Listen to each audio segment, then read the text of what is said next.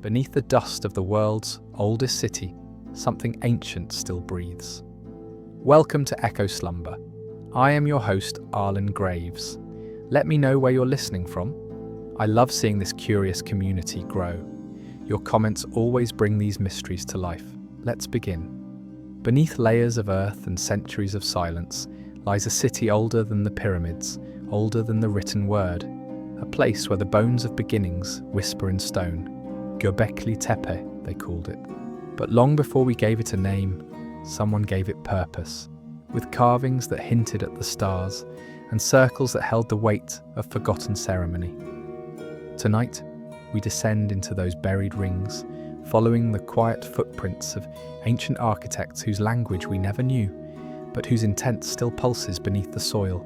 We journey not to solve, but to wonder, because some truths are meant not to be shouted, but softly uncovered. And as you settle in, let this be your gentle reminder. We truly love and care for you, and we're so glad you're here.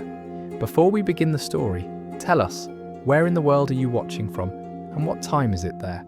Now grab your coffee and let's get started.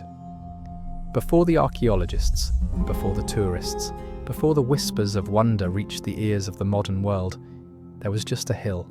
It sloped softly, like the belly of the earth exhaling. A rise in the landscape that didn't shout or beckon. Just a mound under the sun, swaying with tall grass and the songs of insects. Locals called it Göbekli Tepe, Potbelly Hill, as if the land itself was digesting something ancient, something warm and private. For centuries, it was ignored. Shepherds crossed it with their flocks. Rain carved shallow veins into its sides. Children played near its base, never guessing they were running in circles above a city no one had lived in for millennia. Because this wasn't a city of roads and roofs, it was a city of meaning, buried, and it waited. In the summer of 1994, a man walked the hill with intention. Klaus Schmidt was an archaeologist from Germany. He had studied ancient settlements before, touched the dust of history with reverence.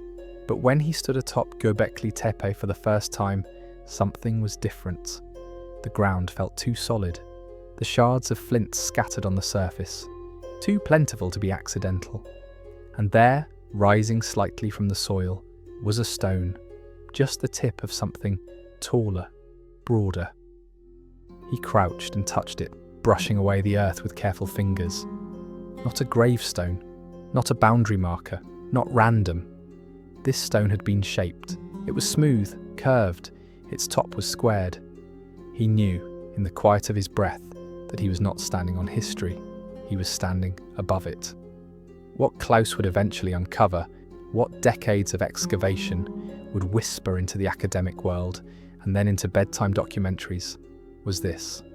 Underneath that gentle hill was something nearly 13,000 years old, older than Stonehenge, older than the pyramids, older than the invention of writing, wheels, or agriculture. It was, by all definitions, not supposed to exist, and yet it did, carved from limestone, arranged in circles. Giant T-shaped pillars, standing tall like silent guardians, carvings of animals etched into their sides, foxes, snakes, vultures, boars, their eyes wide, their bodies dancing in profile. But there were no homes, no hearths, no burial grounds, no trash pits, no signs of everyday life. This was not a place to live, it was a place to remember, or perhaps to imagine, a place not inhabited, but believed in. The builders of Göbekli Tepe are gone.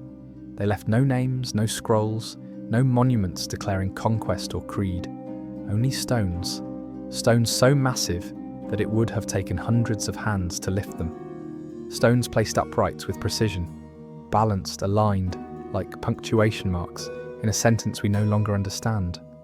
Who they were, we do not know. But what they did changed everything. Because until Göbekli Tepe, we believe people began to build things like this only after agriculture, only after food was secured and life was predictable. But here, it seemed, meaning came first. Before they grew grain, they gathered.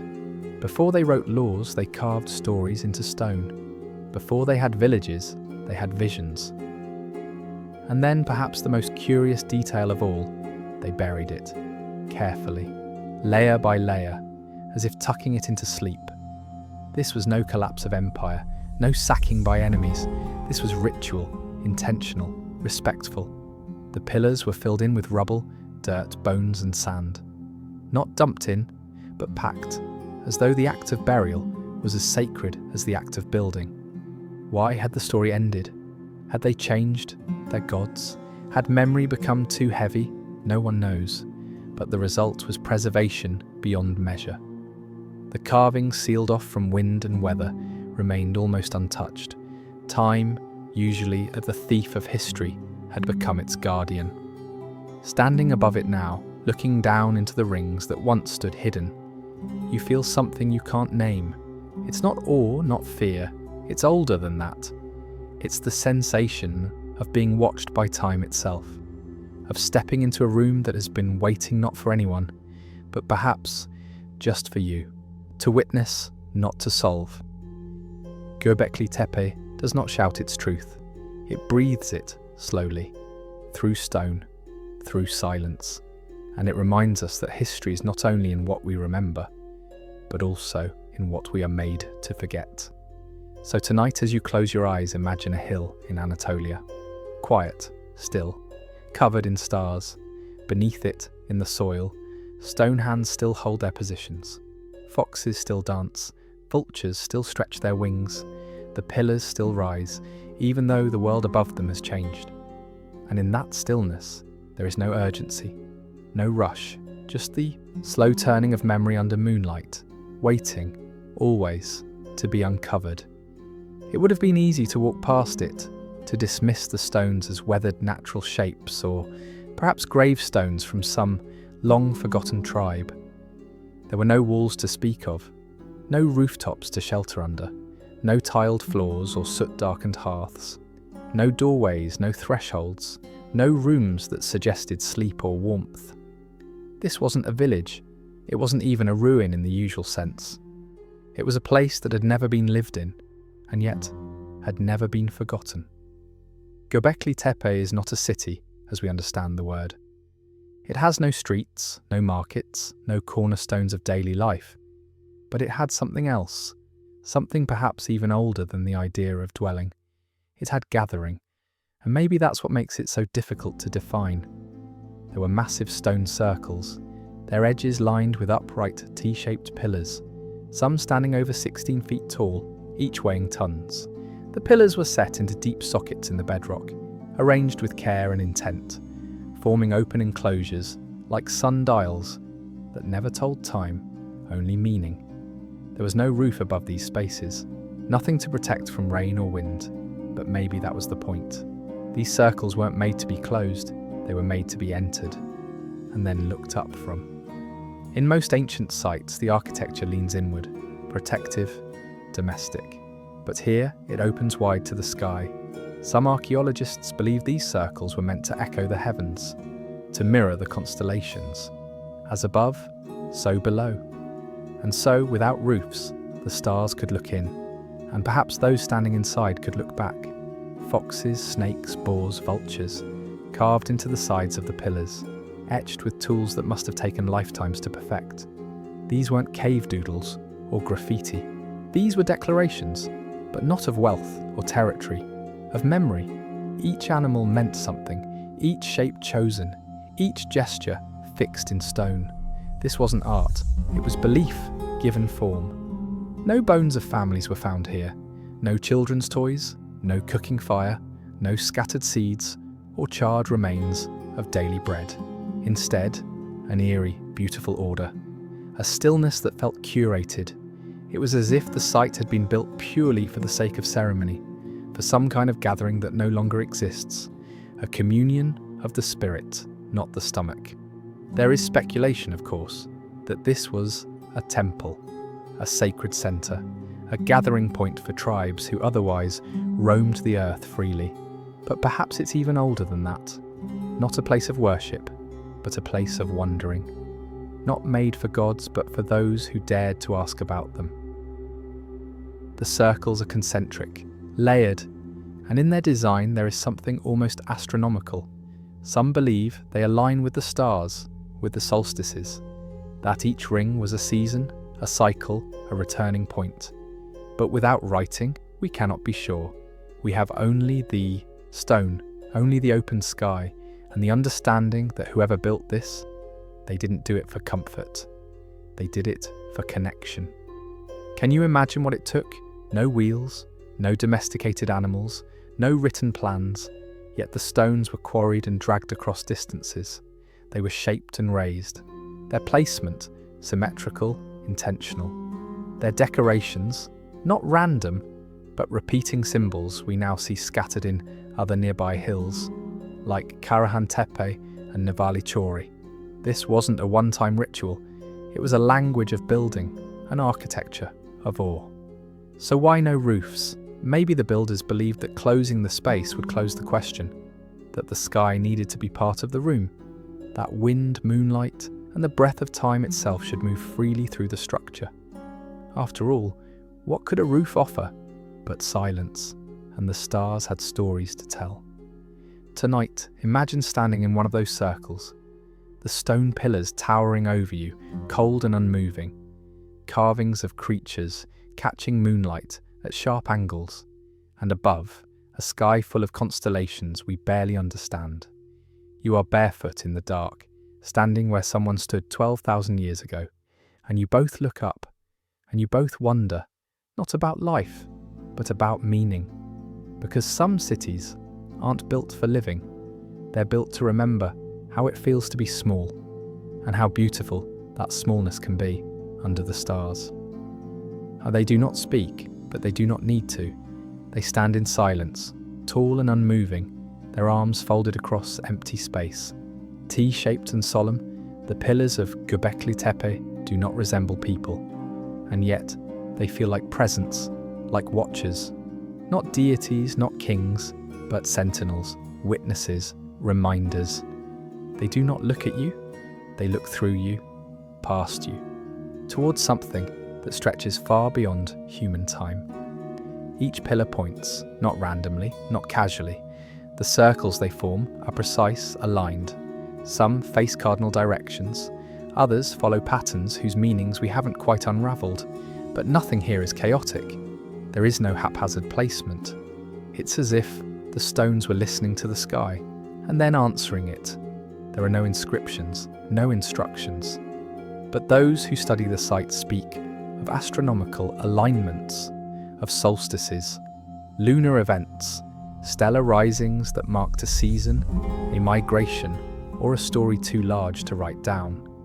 Was this a calendar carved from stone, a place to track the heavens?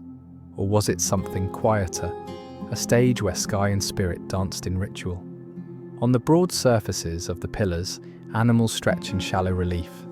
Foxes with slim, elongated bodies, vultures with wings arched wide, snakes that slither without motion, boars with strong flanks caught mid-step, a scorpion, a crane, a headless figure.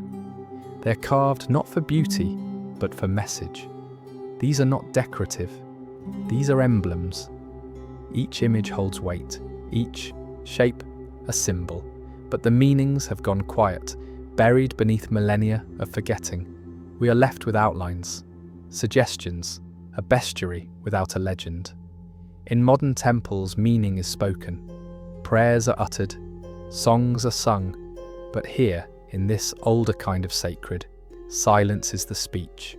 The builders of Göbekli Tepe may not have had writing, but they had something else, alignment, not just of stone, but of purpose. The pillars may have marked more than space. They may have measured time. They may have guided rituals under open night skies. The constellations, not decorations, but destinations. Some researchers propose that certain enclosures mirror the stars of Orion. Others believe the vulture stone may depict a celestial event, a comet perhaps, or a seasonal change encoded in wing and form. We do not know for sure, but the geometry is not accidental, and the silence is not empty. Imagine standing in the middle of a circle. It is night. The The stars above you shimmer in patterns you don't name. You feel them instead. You step between two pillars. They frame the sky just so, and in that slice of space, a star rises, just as it did last season, just as it will again. You breathe in. Someone behind you drums softly on animal hide. Someone else sings, not words but tones. The ceremony begins, not of worship, but of remembering. The pillars seem to hold that moment, even now.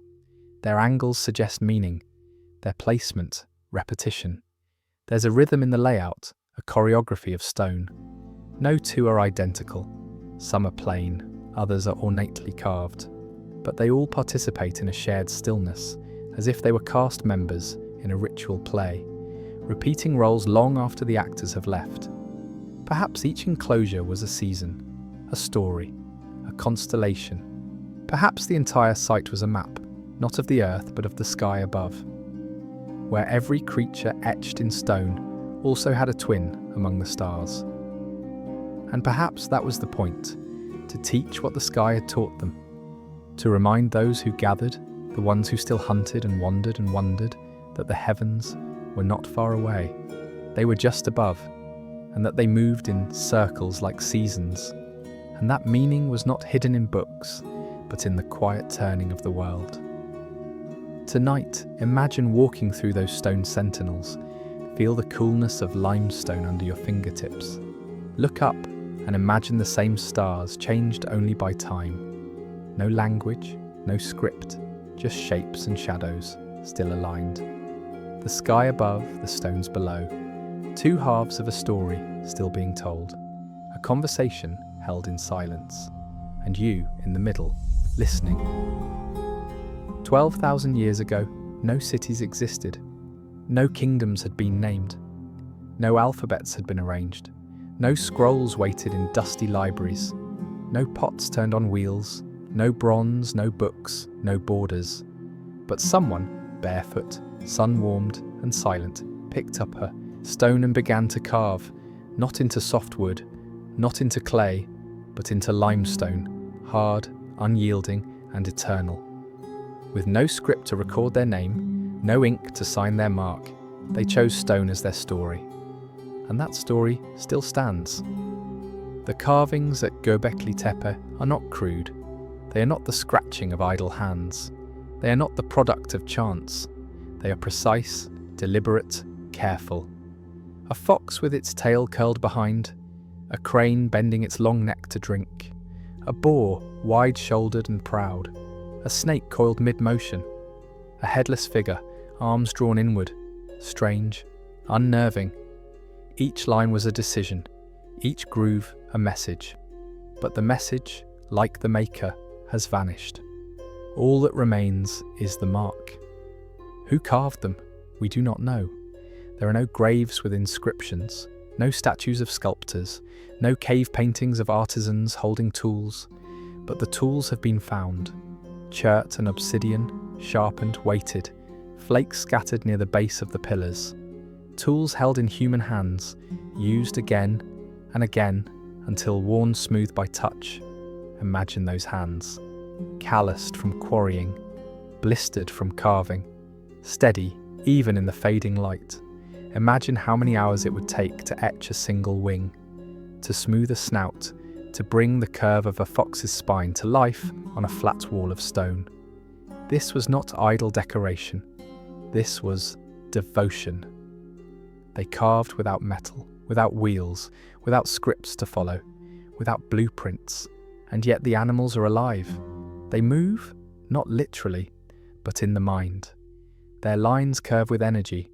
Their forms suggest motion. Even now, thousands of years later, we can still feel them watching. Whoever carved them understood, not just form, but memory. They weren't trying to be seen in their own time. They were reaching across time, trying to be remembered. And they succeeded. Most of what we call civilization came after this. Writing emerged 6,000 years later. Pottery, some centuries after the first carvings. Permanent homes, still a distant thought. But these sculptors carved as if meaning already lived in their bones.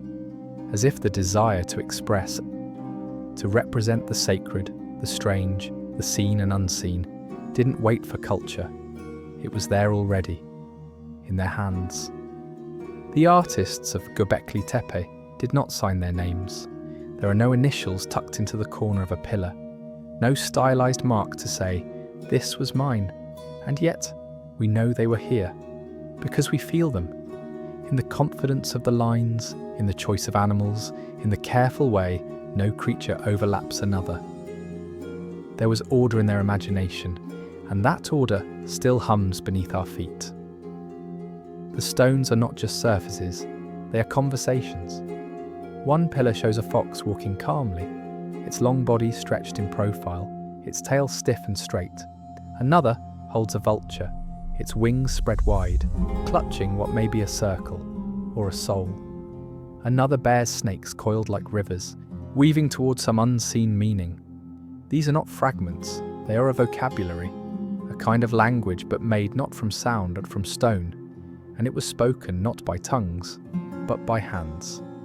Even now, if you touch those carvings, if you close your eyes and run your fingers along the grooves, you feel more than roughness. You feel rhythm, a pulse. You feel the movement of a hand that paused, pressed, etched, and exhaled, over and over, until the image was no longer in the mind, but in the rock, until thought became form, and form became memory. They did not need to be remembered as individuals. They carved not for fame, not for wealth, not for followers, but for something more ancient. The act of marking time, of saying, we were here, we saw these animals, we felt something we could not name, and so we carved it. They did not know they were carving the oldest known temple. They did not know we would one day call it a monument or a mystery. They only knew they had hands, and with hands, they could shape the sacred. Tonight, imagine those hands, rough, patient, focused, kneeling by a half-raised pillar, blowing dust from a freshly etched line, stepping back to see if the fox looked like it should, whispering something, a blessing perhaps, or nothing at all, then carving again, stone on stone, story into silence. The wind still passes over those carvings, the moon still lays light across their faces, and somewhere, deep in the grooves, the warmth of those old hands lingers. Not in temperature, but in presence, they shaped stone, and in return, the stone preserved them. They asked not to be known, only not to be forgotten. Most ancient places crumble. They collapse beneath the weight of time, eaten by wind and rain, shattered by fire or conquest. Cities fall, temples sink, the world moves on. But Göbekli Tepe did not fall. It was buried, and that changes everything. The hill we once thought was natural, Potbelly Hill, with its gentle slope and unassuming curve, was no accident of geology. It was made, layered, built not up, but down. The structures of Göbekli Tepe, once open to the sky, were slowly filled in. Rings of pillars, once circled by feet and silence, became cradles for dirt and debris, not scattered, not dumped, but placed with care. It's as if the builders wrapped their monument in layers of time, like a sacred object returned to the earth, like a book closed with finality, like a fire doused gently before leaving. Each enclosure was sealed. Stone chips, broken tools, animal bones, and rubble were packed into every gap.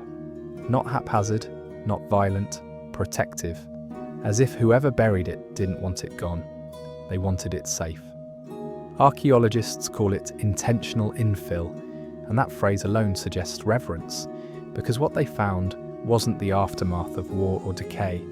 There were no scorch marks, no signs of destruction, no weapons, no toppled stones, no looters' chaos, only layers, settled gently, one after the other, the way you might bury something you love, because you can't keep it with you anymore.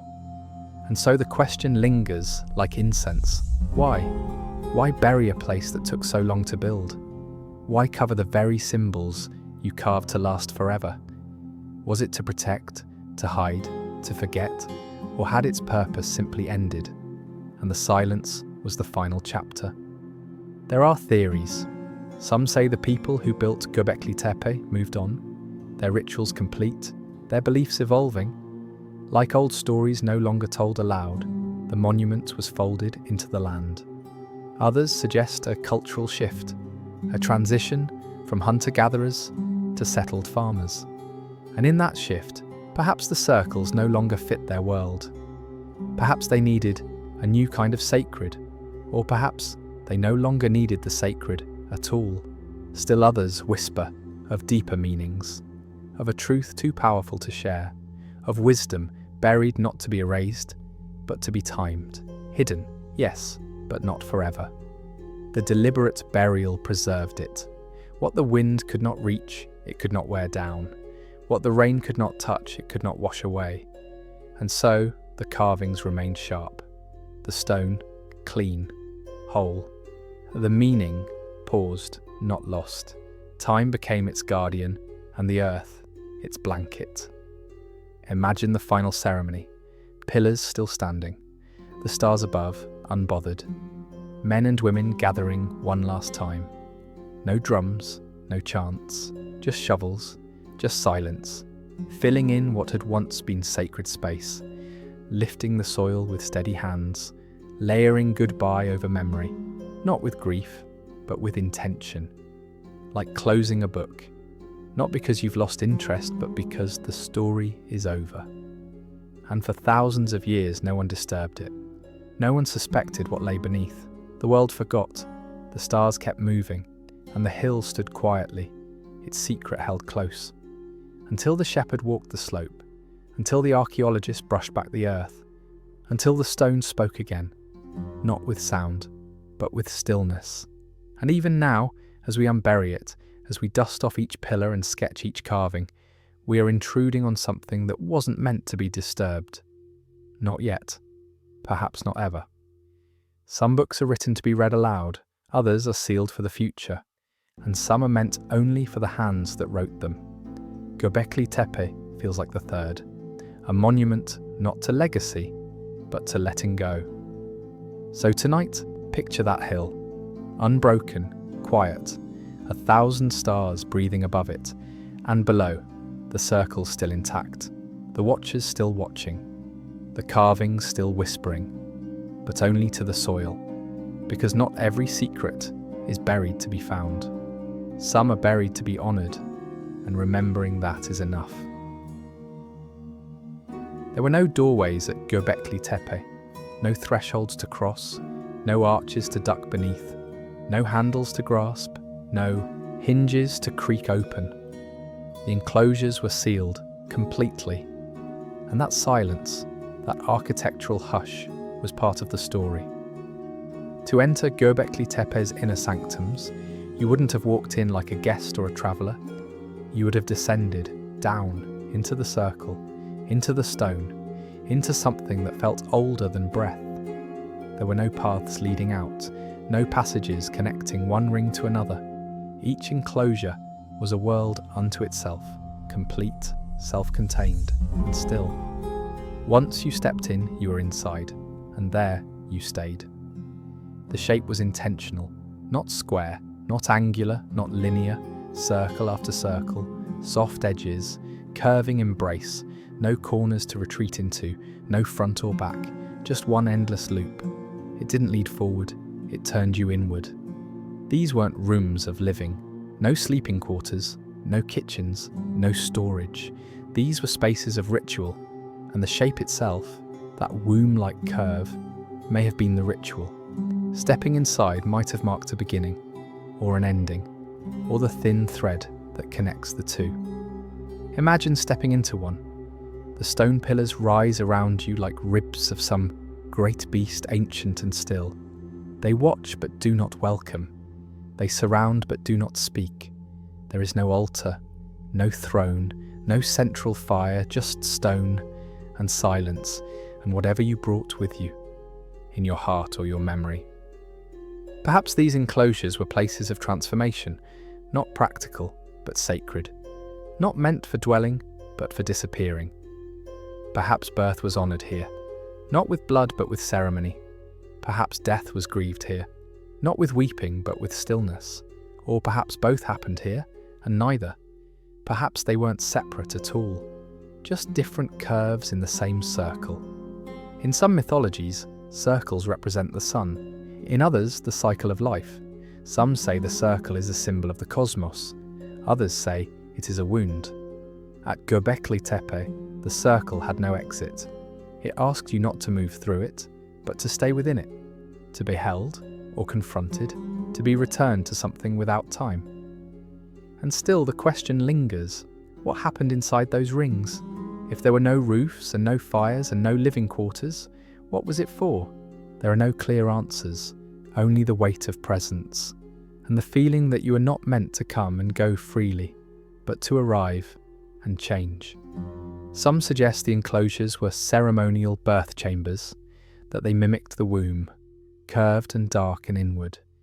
Others see tombs of the spirit, not the body, where old identities were laid to rest and something new emerged. Perhaps they were both. Perhaps the builders of Göbekli Tepe knew something we have forgotten, that every ending wraps around into a beginning, that every life curves back toward mystery. That sacred space doesn't need a door because it isn't meant to be escaped. And yet, they left no clear markers, no instructions carved in stone, no arrows pointing the way, only circles, still, breathing quietly beneath the dust, each one enclosed, each one intact, each one waiting. Tonight, picture one of those circles. You're standing in the center. The stone pillars rise around you. The skies above open and endless. But beneath your feet, the past pulses. Not loudly, like a drum, but softly, like breath. And in this circle, there is no beginning, no ending, only the space where both meet, the space that needs no door. Because some truths are not passed through, they are entered, and once you are within them, you are home. Stone speaks slowly. It does not shout. It does not explain. It waits. And at Göbekli Tepe, the stone has waited long enough for us to notice its language, but not long enough for us to understand it. We see the pictures. We feel the weight of their presence, but the grammar has gone missing. What remains is a carved mythology, half seen, half felt, still pulsing across the surface of time.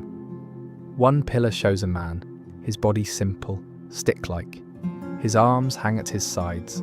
His chest is forward, but his head is gone, cleanly missing, not broken off, not eroded, carved that way, a figure without a face, a person without identity.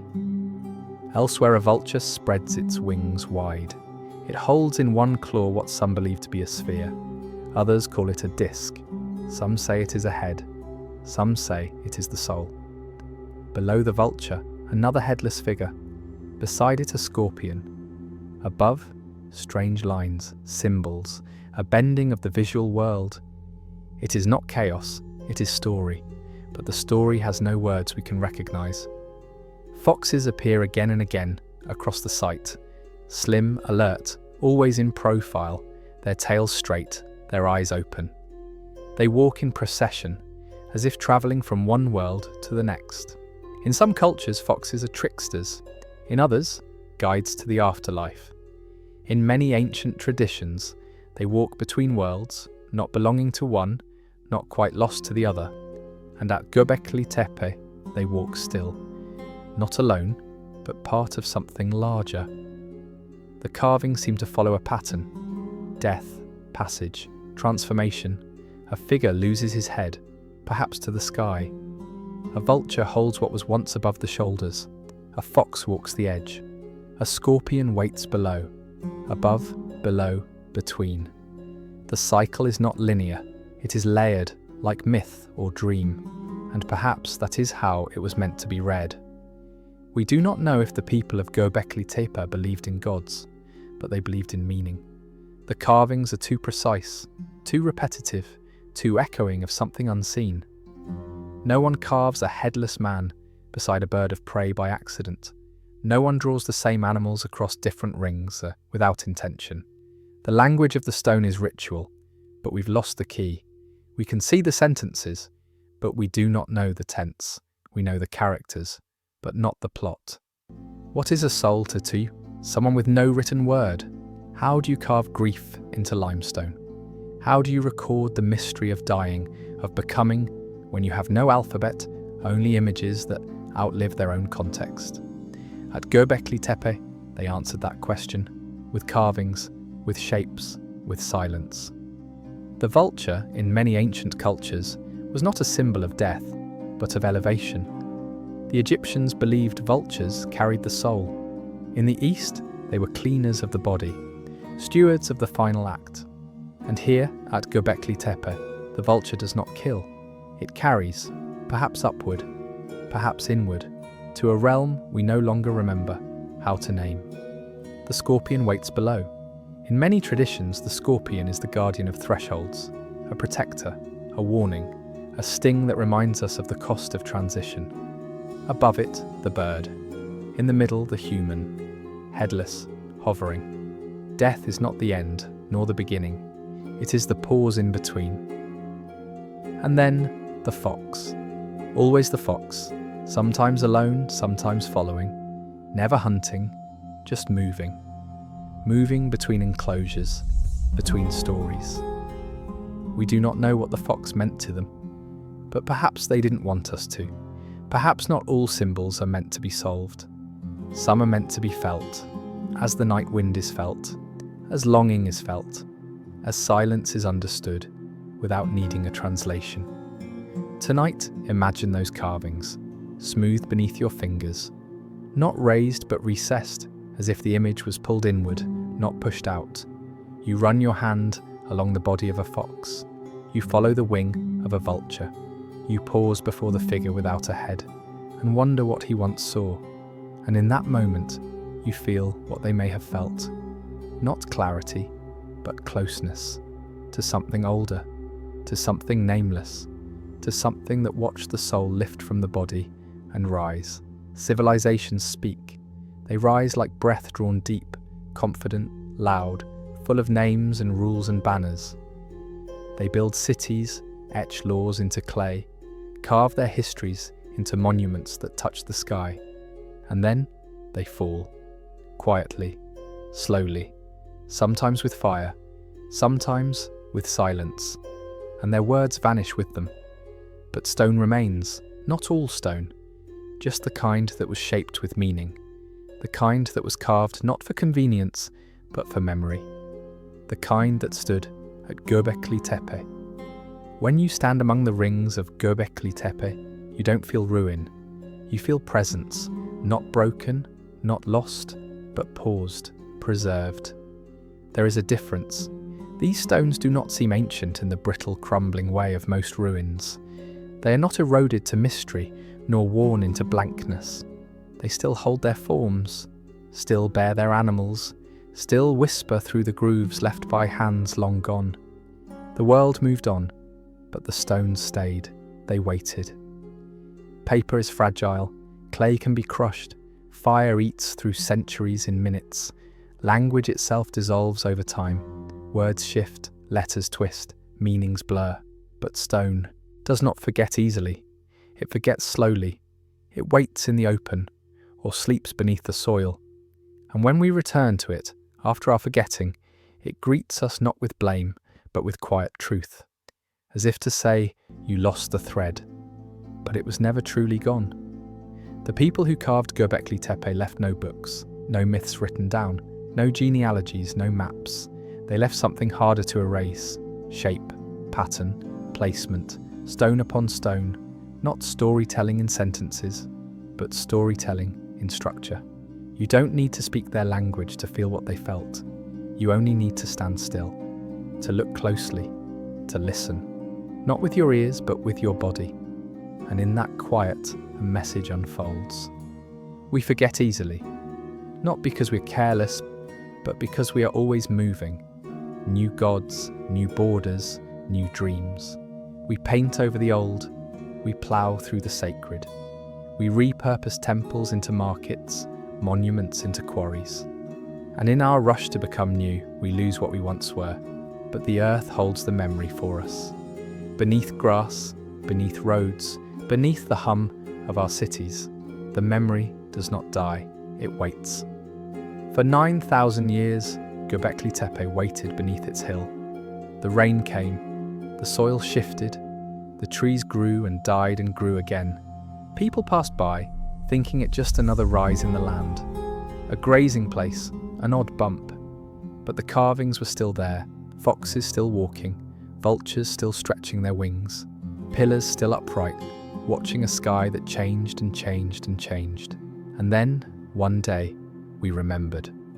Or rather, we noticed, and the stones greeted us like old friends, silent, unmoved, still full of meaning. It is easy to think that we know everything now, that our machines will store our stories, that our satellites will keep time, that our books and hard drives and data clouds will hold everything we are. But paper burns, silicon corrodes, screens fade, and even our voices, even this moment, will dissolve someday. But a carved stone, it can wait 12,000 years without speaking, and still be understood, if only in feeling. The stones at Göbekli Tepe do not explain themselves. They do not offer a legend, a footnote, a translation key. They simply are, and that might be their wisdom. Because while we chase knowledge, they offer presence. While we search for facts, they give us rhythm. While we forget, they remember. Perhaps memory isn't about keeping every detail. Perhaps it's about keeping what matters. A curve, a pattern, a direction, a symbol, a fox that walks between rings, a man who has lost his head, but not his story, a vulture that flies not to devour, but to carry something beyond reach. Tonight, imagine the hillside again, not as a ruin, but as a resting place for memory. The stars have shifted, the seasons have turned, empires have risen and fallen in the time since the last foot stepped into those enclosures. But still, the stones hold their silence. And in that silence is not emptiness, but invitation. You forgot, they say, but we did not. We have waited beneath your feet, and now you remember again, and that is enough. There is a moment in every excavation when the world goes quiet, not because the wind stops, not because the tools are still, but because something older than understanding rises from the earth, and it does not fit the timeline we've always believed. Göbekli Tepe is one such moment, a monument too old for our narratives, too precise for our assumptions, too human for what we thought humans could be. It is a puzzle not of stone, but of sequence, because what if we've had the order of things backwards? Before agriculture, before cities, before wheels, before writing, before pottery, before villages, there were circles, there were carvings, there were monuments, built not for shelter, but for meaning, constructed not to survive the winter, but to remember something they could not afford to forget. We have long believed that civilization began with necessity, that food led to farming, farming led to settlement, settlement led to structure, structure led to society, and only then ritual, only then temples, only then monuments. But Göbekli Tepe turns that ladder on its side. It suggests something else, that perhaps ritual came first. That belief didn't follow the invention of bread, it walked beside it, or even ahead. That the sacred may have been humanity's first tool, not the spear, not the plough, but the circle carved in stone. Imagine the effort. Hundreds of people gathering in a place with no food surplus, no permanent homes, no mapped roads, carving, dragging, aligning, lifting, using only stone tools, quarrying limestone by hand, shaping pillars that weighed as much as buses, not for defence, not for harvest, not for kings, but for something they could not see, only feel. What could be so important? What memory, what vision, what fear or hope you could have moved them so? They were hunter-gatherers, nomadic, always moving, following the rhythms of herds, weather, rivers, stars. But here, they stopped, they built, together. And perhaps for the first time in human history, they agreed on something that could not be eaten, traded, or owned. A shape, a place, a ritual. The pillars of Göbekli Tepe are not just architecture, they are choices. They reflect a mind capable of abstraction, of myth, of connection across generations. You do not build something that large, that precise, unless you believe it matters. You do not carve foxes and vultures into stone unless they speak to more than their physical forms. You do not bury the entire structure unless the ending is just as sacred as the beginning. And yet, no homes, no villages, no farming tools. If they had food, it was carried in baskets. If they had fire, it was flickering in temporary pits. If they had gods, they left no names for them. All they left were rings, symbols, silence, and the feeling that something had to be remembered, even before there was a calendar to mark the remembering. In a way, Göbekli Tepe doesn't just predate time, it questions it. It asks, what if time doesn't move in straight lines? What if memory came first and we built our lives around the need to keep it alive? What if we are not descended from practical people who discovered belief as a luxury, but from dreamers who shaped practicality around their visions? There is no blueprint, no manual left behind, but something in the layout of the stones, their size, their balance, their repetition, suggests coordination, a plan, a purpose, a shared knowledge passed down, not on paper, but in memory, or maybe in the stars. And so we call it a temple, a ritual site, a place of mystery. But maybe those are all modern names for something simpler. Maybe it was a place to feel small and connected, a place to remember the things that have no words, a place to grieve, to hope, to kneel in the dirt beneath the sky and know you are not alone. Not now, not ever. Tonight, close your eyes and drift back. Not hundreds of years, not thousands, but before time as we define it, before kings, before borders, before history had chapters. You stand among people who speak no language you know, but who touch the earth with the same reverence. They pass you a tool. They ask for nothing, only that you carve a line, place a stone, not for survival, but for memory, because they understand memory is older than bread, older than fire, older than the wheel. It is the first thing we made sacred, and it is still here, waiting for you. We call them temples because we don't know what else to call them. And when we don't understand something, when it lies too far from our tools, our timelines, our theologies, we name it with the nearest word we have. Temple.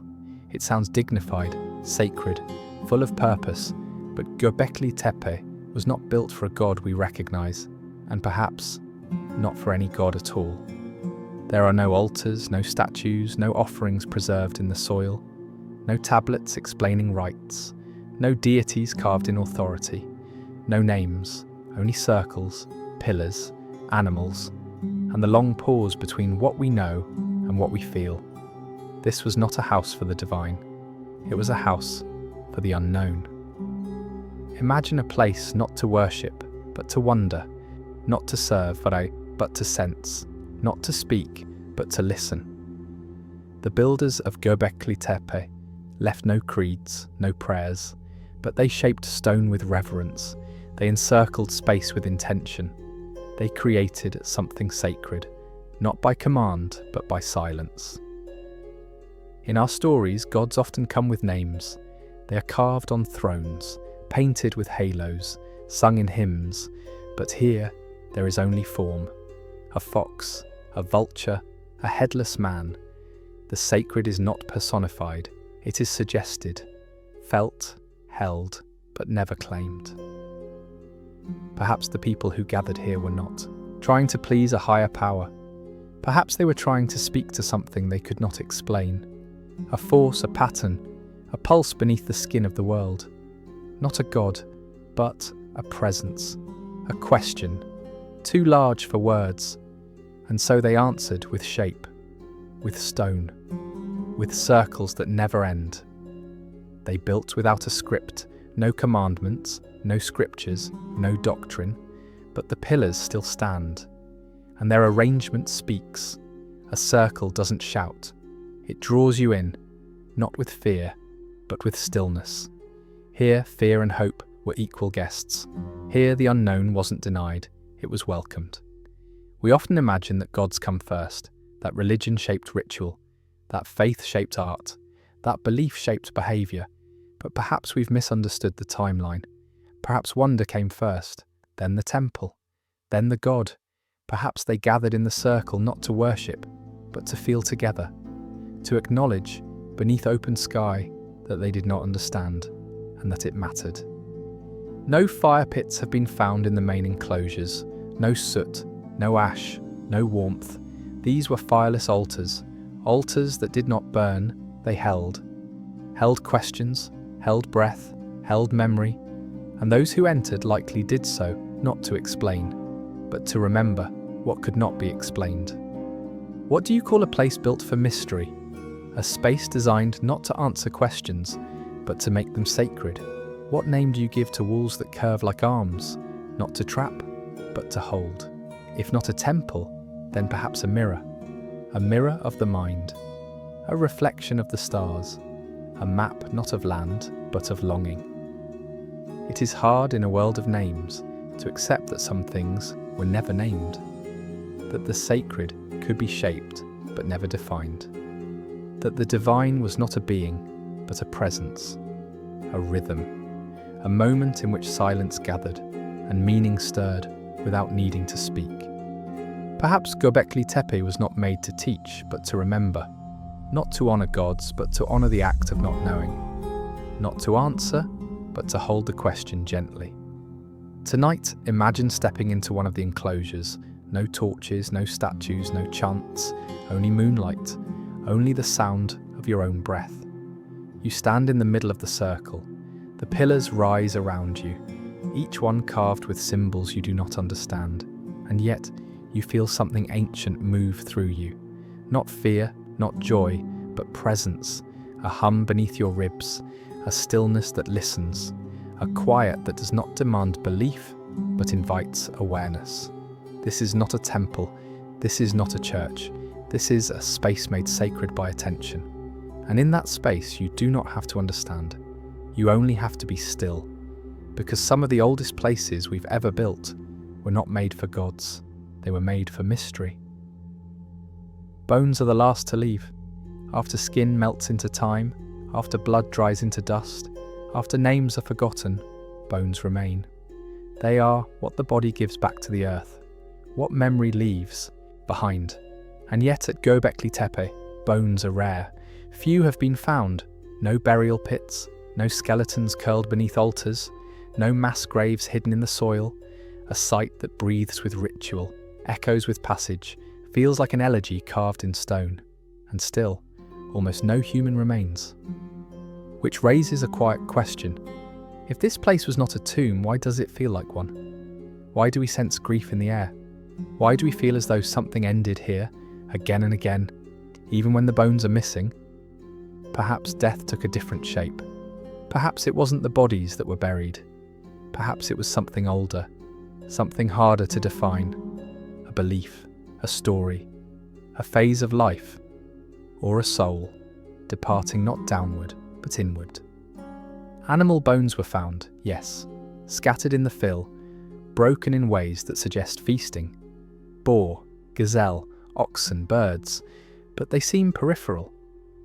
The animals carved into the pillars are not hunted, they are not prey, they are symbols, not meals, and the humans, they are mostly absent. A tooth here, a fragment there, enough to say, we were here, but not enough to say, we died here. Still the site feels funerary, each enclosure like a breath being held, each pillar like a eulogy, each carving a metaphor, not a moment. There is death here, but it is conceptual, atmospheric, not personal but collective, as if they gathered not to bury one of their own, but to mark the shape of mortality itself. Not the body's end, but the soul's turning. Maybe these weren't places for the dead. Maybe they were places for what dies inside us while we live. The illusions, the youth, the roles, the seasons we outgrow. And maybe each circle was a letting go, a ritual of release, where nothing was burned, where no body was laid down, only the weight of change, set into stone, so it could not be forgotten. The absence of skeletons becomes its own kind of presence, because what isn't found can say as much as what is. And what if the carvings were the bones? What if the foxes, the vultures, the serpents were fragments of stories once carried in the flesh, now preserved in form? What if each image was a bone of meaning, a rib of myth, a vertebra of remembrance, a skull of silence? Bones are the architecture of the body. They hold us up, give us shape, outlast us. And myths, the stories we tell in circles, are the bones of a culture.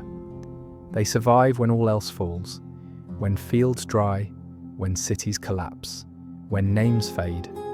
The myths remain, if only in shape, carved into stone, retold in gesture, felt in places like this. Perhaps that's what Göbekli Tepe was. Not a graveyard, but a skeleton. Not a place of rest, but a place of structure. Built not from calcium and marrow, but from memory and metaphor. Each pillar a femur of collective meaning. Each ring a ribcage. Each carving a tooth, a nail, a whisper of something we once believed. And if bones are what remain when the story ends, then these stones are not ruins, they are remainders of a way of seeing, a way of grieving, a way of marking time without clocks, a way of holding on to the unspeakable without needing to explain it. Tonight, picture the sight again.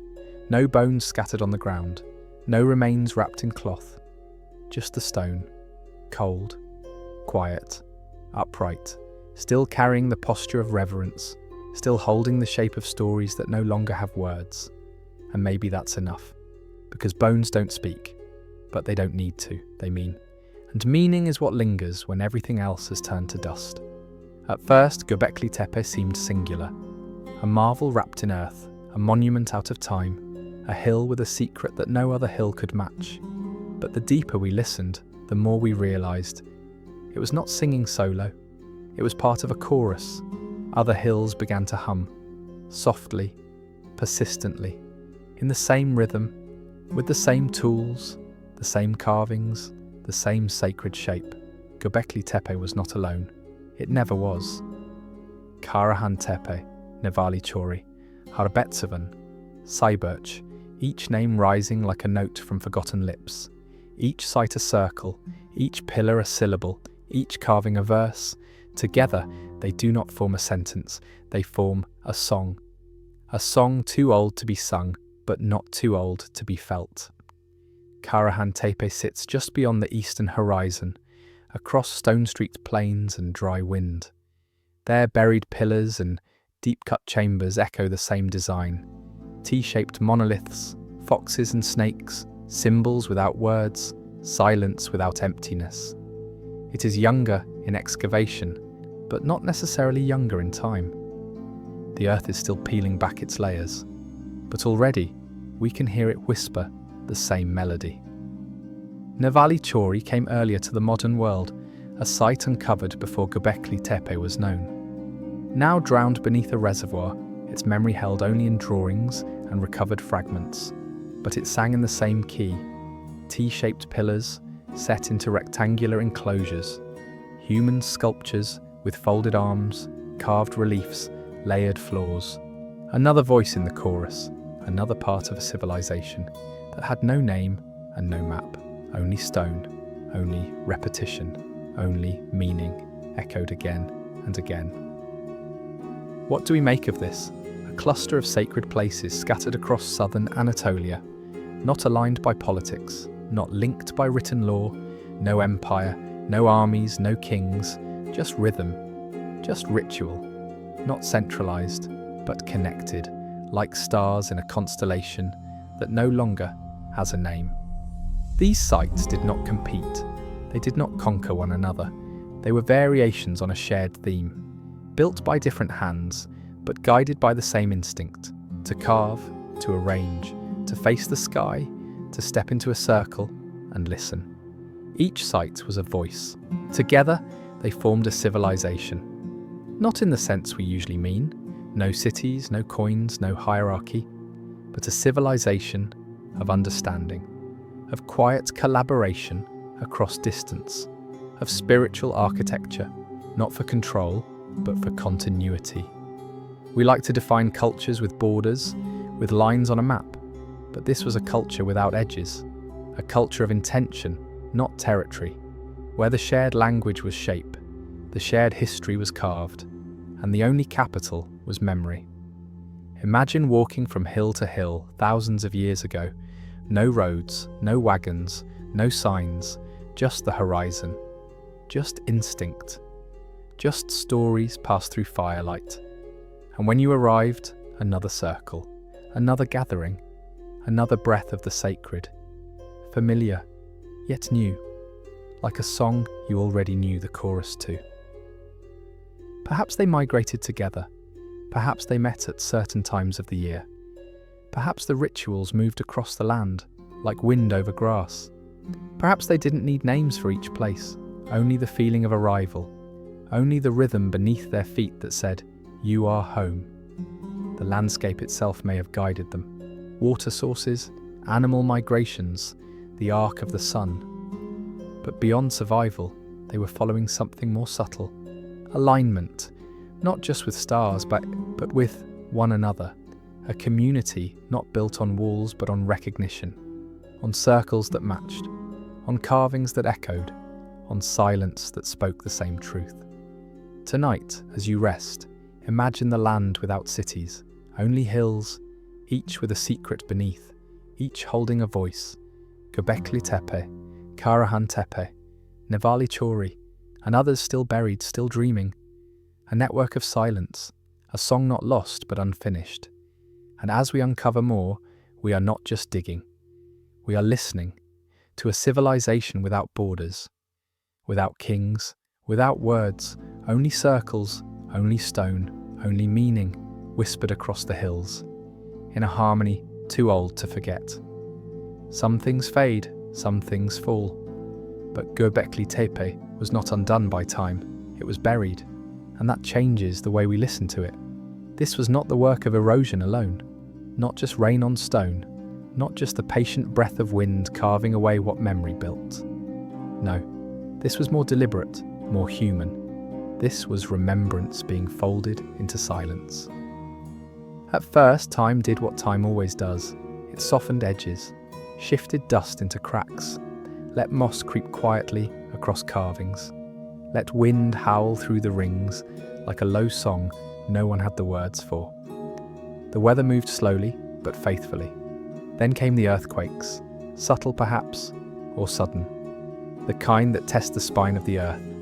Some pillars fell, some cracked, but many stood. Still, the place endured. And then, something else, something more purposeful. The hands that once carved began to cover. They did not destroy, they did not burn, they buried. Layer by layer, stone and soil, debris and dust, rubble carefully packed between pillars, broken tools, shattered animal bones, crushed limestone, not thrown, not scattered, placed with care, with intention, as if the builders were saying, "This has served its time, it must now rest, or perhaps this must be hidden, because it is too powerful, too sacred, or too sorrowful to remain in the open." It wasn't lost, it was put away, like a story too painful to keep retelling, like a memory tucked inside the folds of time, like something beautiful you cannot destroy but can no longer bear to hold. We don't know why. Maybe the meaning changed. Maybe new beliefs made the old ones too heavy. Maybe the community dissolved, not in ruin, but in evolution. Or maybe the silence was the final part of the ritual, to build, to gather, to remember. and then to return it to the earth.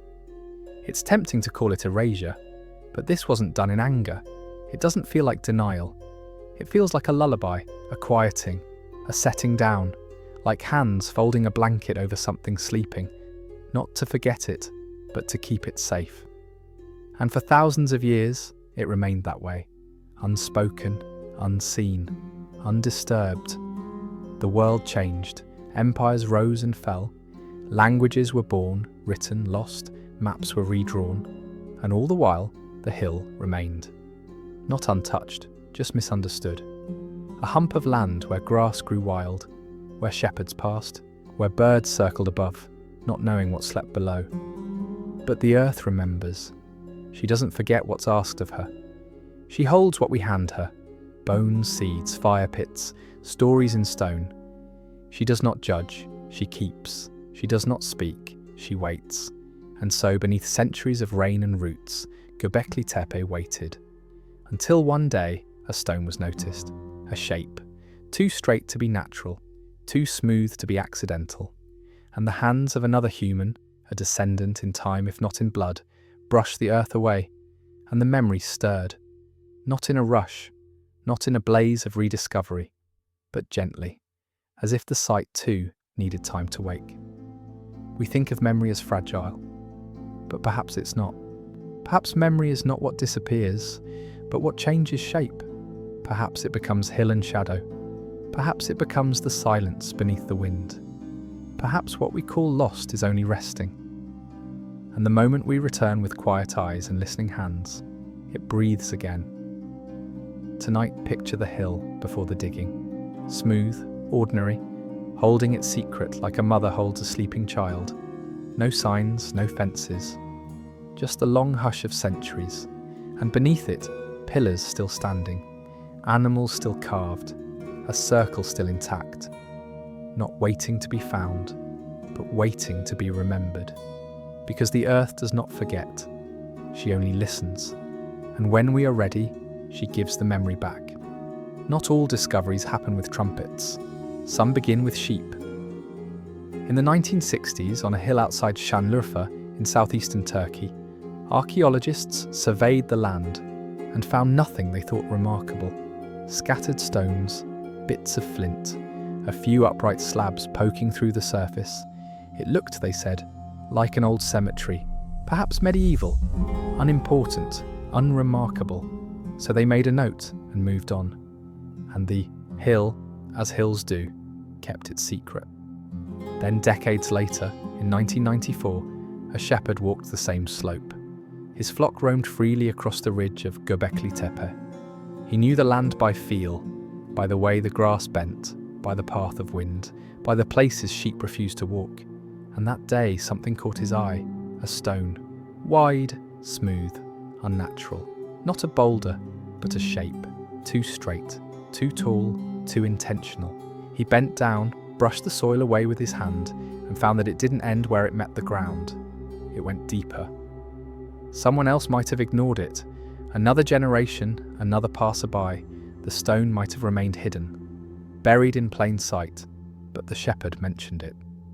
Word reached the nearby museum, and soon after, it reached a man whose life was shaped by questions older than answers, a German archaeologist named Klaus Schmidt. Schmidt had studied Nevali Chori, another ancient site not far away, already drowned beneath water, but rich in T-shaped pillars and early carvings. He came to Göbekli Tepe not expecting much, but when he stood at the top of the hill, looked out across the dry earth, felt the shape of stone underfoot, he knew he didn't need to dig deep. The land was already speaking, not loudly, not clearly, but enough for someone who listened. Schmidt saw what others had missed, not a cemetery, but something far older. Not scattered stones, but a plan. Not ruins, but a message. And so he stayed, returned year after year, not to uncover quickly, but to unbury carefully, to let the hill speak in its own time, to brush, not force, to learn, not impose. And slowly, Göbekli Tepe emerged, one ring, then another, carvings of foxes, snakes, vultures, T-shaped pillars that leaned toward one another, like frozen conversations. Schmidt and his team did not rush. The hill had waited 12,000 years. It would not mind waiting a little longer. The news came slowly at first, a whisper in academic journals, then a hum through the archaeological world, and then a realization. This site was not 2,000 years old, not 4,000, not even 6,000.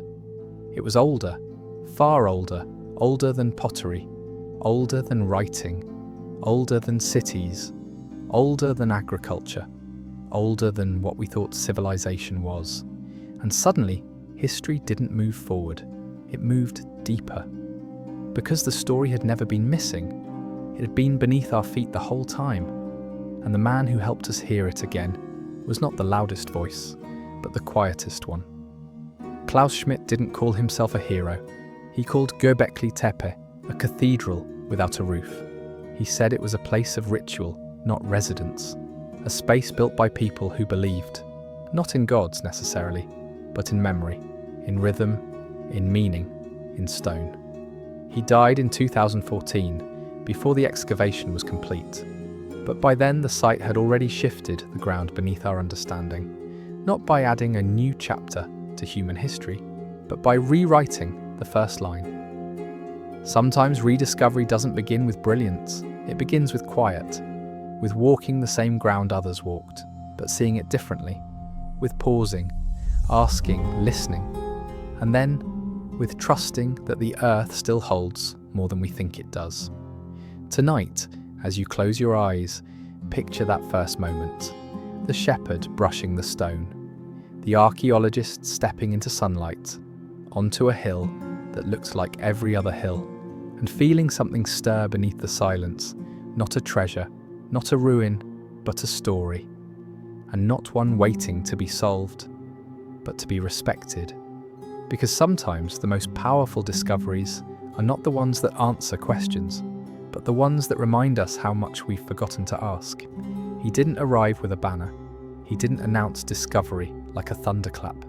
He simply arrived and listened. Klaus Schmidt had spent years brushing dirt from forgotten places. He had studied bones, fragments, tools. He knew how time buried things not to erase them, but to test our patience. And when he first stood at the crest of Göbekli Tepe, the sun in his eyes, his boots crunching on pale earth, he felt the difference immediately.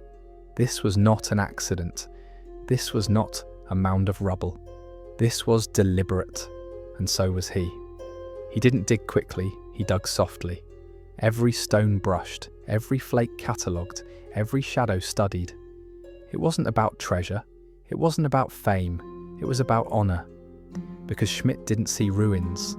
He saw memory, still alive beneath the dust. He saw stories sealed in silence, waiting not to be broken but to be coaxed. He spent the next 20 years with the hill, under scorching summers, through biting winds, day after day, drawing circles on paper, measuring the tilt of a pillar, sketching carvings that felt more like echoes than symbols. He camped nearby. He walked the site before others woke. He stood still at dusk, watching how the last light curved across the ancient stone. It was not just a job, it was devotion, a kind of sacred practice, not worship, but reverence. To Klaus Schmidt, Göbekli Tepe wasn't a temple in the traditional sense. It had no gods carved on thrones, no written names to praise, no offerings at its centre, but it felt holy. He called it a cathedral on a hill, not because it resembled churches, but because of the silence it held. A silence that made people lower their voices, even now. A silence that commanded stillness. He didn't try to force meaning into the stone, he let the stone speak in its own way. Where others wanted answers, he made space for questions. Why build something so massive, so complex, so early? Why bury it afterward? And why, in the deep past, before cities, before farming, did people gather here to carve stories into rock? He did not pretend to know. He only listened more closely. What he believed deeply was that humans were spiritual before they were civilized. That ritual came before government, that the desire to remember was older than the desire to conquer, that before we built homes, we built places to stand together under the sky and say, something matters, even if we didn't know what it was. Schmidt saw the stone not as puzzle pieces but as presences, not objects, but voices, and he gave them time. He didn't rush to conclusions. He didn't bend the site to fit existing models. He let Göbekli Tepe change the model itself, and it did. Before Schmidt, the earliest known temples dated to around 3000 to 4000 BCE. Göbekli Tepe pushed that boundary back 6,000 more years, back to 10,000 BCE and possibly earlier. Back to a time when people still lived in tents, still followed herds, still knew the names of stars better than the names of kings, and yet they built something timeless. Because they believed, as Schmidt believed, that meaning was worth carving into stone, even if no one ever came back to read it.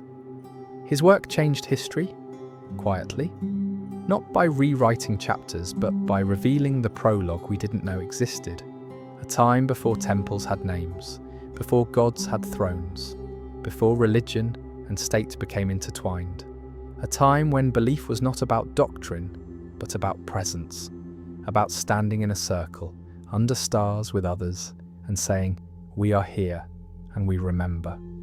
In interviews, Schmidt was soft-spoken, measured, focused. He did not chase cameras. He walked past them. He wanted to understand, not impress. He spoke often of the builders, not as primitives, not as curiosities, but as us, in an earlier rhythm of being. People with minds as deep as ours, hands just as skilled, hearts just as full of awe. He saw them not as ancestors, but as colleagues. He died in 2014, too soon, too suddenly, just as the world was beginning to understand the weight of his work. But he left behind more than data. He left a way of seeing, a way of honouring time not by conquering it, but by listening to it. He showed us that obsession can be quiet, that devotion can be slow, that discovery is not always lightning. Sometimes it is dust and breath and patience. Tonight, picture him at the hill, alone at dawn, notebook in hand, walking between the stones, not asking them to speak, just being with them, letting them remember, and in doing so, letting us remember. Not just what we forgot, but what we are. When you look up at the night sky, you're not just seeing stars, you're seeing now. A map of the present moment, drawn in light, constellations aligned to our place, our time, our understanding. But the sky has not always looked like this. It too shifts, slowly, patiently, like stone but more fluid. And when the builders of Göbekli Tepe carved their monuments into being, they looked up at a sky that is no longer ours, a sky that has changed, but the stones stayed. 12,000 years ago, Polaris was not the North Star. That title belonged to another, a faint star in Draco's tail. A guide not as bright, but just as constant to those who watched. Back then, the Earth tilted differently. Its wobble, what we call axial precession, meant the heavens moved like a slow breath around us, trading places across millennia. What they saw when they raised their eyes is not quite what we see now, but the questions they asked may have been the same. Imagine standing in the centre of one of the great stone circles. The pillars rise around you, tall and quiet.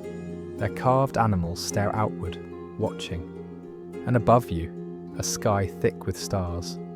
No city lights, no pollution, no satellites gliding silently overhead. Just darkness, and the ancient clarity of the cosmos. They would have seen Vega bright overhead in summer, Deneb and Altair completing the triangle. They might have marked the solstices. They might have watched Orion's slow seasonal rise. They might have noticed Venus, always faithful, always returning. They may not have named them as we do now, but they noticed the rhythm. They saw the turning. Some scholars believe the layout of Göbekli Tepe may have aligned with celestial events, that the enclosures pointed towards significant stars or tracked the dance of the heavens over time. The vulture stone, with its symbols and bird-like figures, has been linked, cautiously, to possible comet sightings or solstice markers, but we cannot say for certain, because their sky is gone, and their names for what they saw have vanished. Only the stone remains, staring upward, still. The thought is humbling, that the people who carved those pillars, who hauled them across the land, who arranged them in circles that pulled the gaze inward and upward, did so under stars that no longer shine from the same place. They worshipped, or simply wondered, beneath constellations that had not yet shifted into our modern view.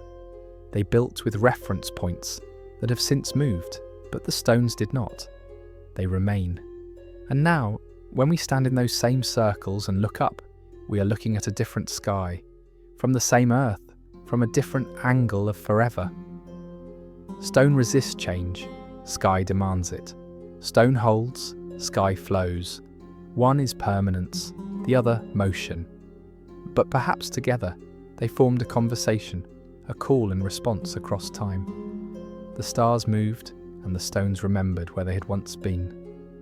Even now, we trace constellations that ancient people never knew. We call them Orion, Ursa Major, Cassiopeia, myths from Greece, names from Latin. But the builders of Göbekli Tepe had their own myths, their own sky legends, now vanished. What animals did they see in the stars?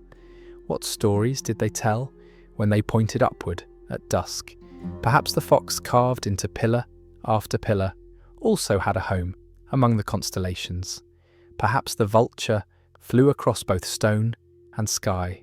Perhaps they mapped their beliefs across the heavens the same way we do, but in silence, in gesture, in rhythm.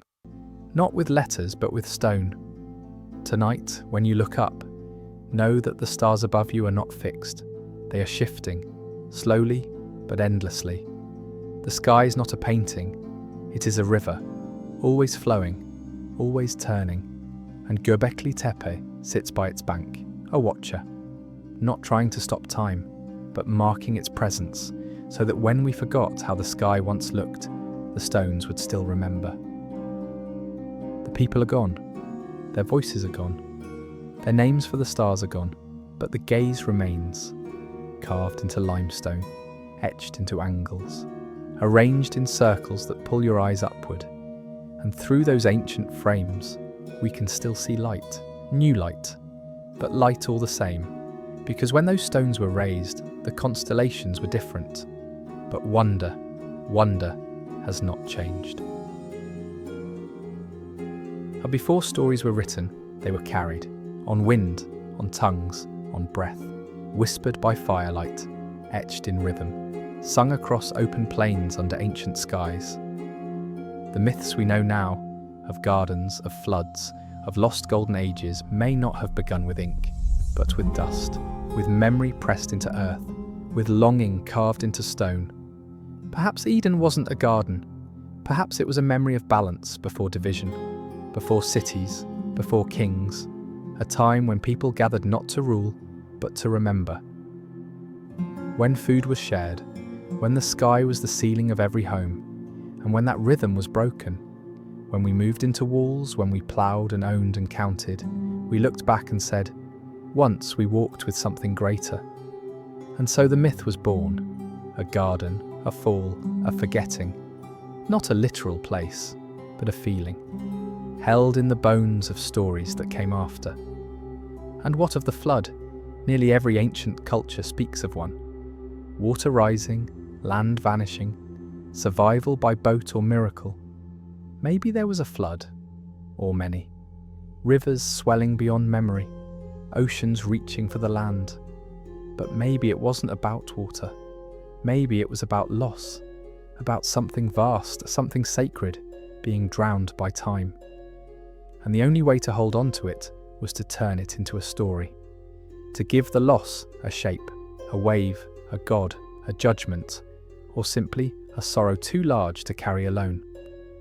Göbekli Tepe predates those scriptures, predates the written myth, but perhaps it doesn't predate the feeling, Perhaps it is the stone skeleton of those earliest questions. Where did we come from? Where do we go when we die? Why are we here?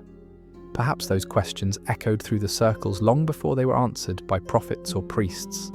Perhaps the builders of these enclosures were not trying to declare truth. They were trying to keep wonder alive. And in time, we turn those wonders into symbols, and then into scriptures, and then into systems. But it began, perhaps, in dust. A fox carved into a pillar, a headless figure beneath a vulture, snakes winding toward a borderless sky. These were not just decorations, they were memories, dreams, attempts to hold on to something vanishing. Because all myths are born from the space between what was and what we wish still was. And that space is made of dust, of forgetting, of remembering, of reshaping. We often imagine that myths are lies we tell to explain the world, but maybe they are truths too deep for facts to hold. Maybe they are the shape of emotions when language cannot carry their weight. And maybe Göbekli Tepe is the architecture of those early truths. Not spelled out, not preached, just present, in shape, in silence, in circles. It is no coincidence that so many myths involve a paradise lost, a fall, a great ending. Maybe those myths were not invented, maybe they were felt. As people turned from a world of gathering and wandering to one of borders and burdens, as they traded mystery for certainty, and certainty for power. And then one day, someone said, "Do you remember when we lived beneath the stars, not under roofs, when we built for meaning, not for wealth, when we buried our temples instead of crowning them?" And that ache became Eden. That ache became Atlantis. That ache became myth. Göbekli Tepe is not a myth. It is real, stone, carved, placed.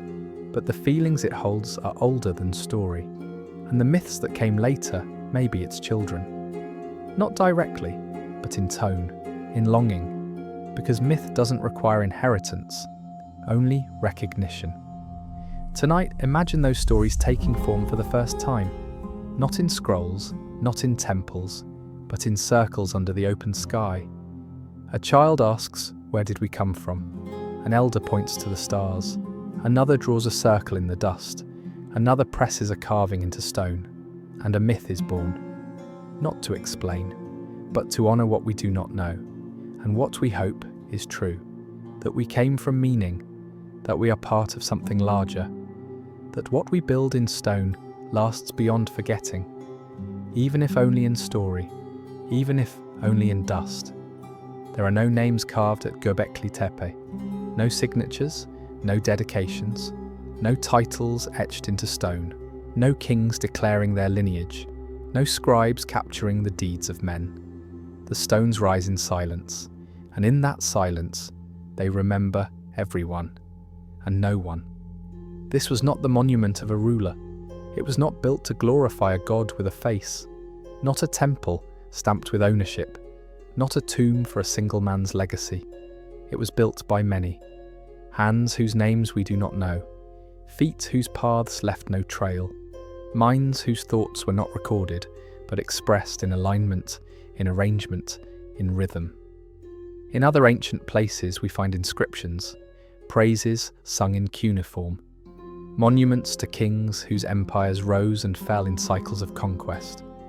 But not here.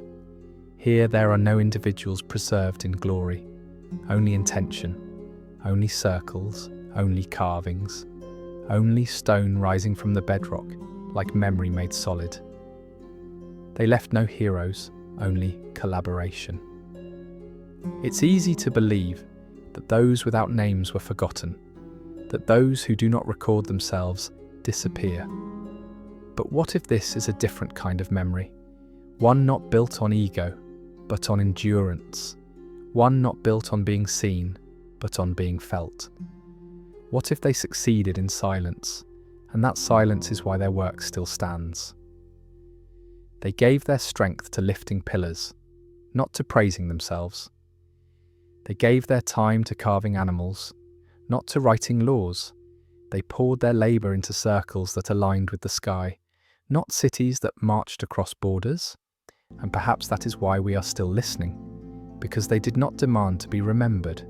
They simply built what could not be forgotten. Think of the hours to shape limestone by hand with only stone tools, to smooth the surfaces, to etch the fox with its tail curved just so, to carve vultures whose wings would catch the light of a rising sun.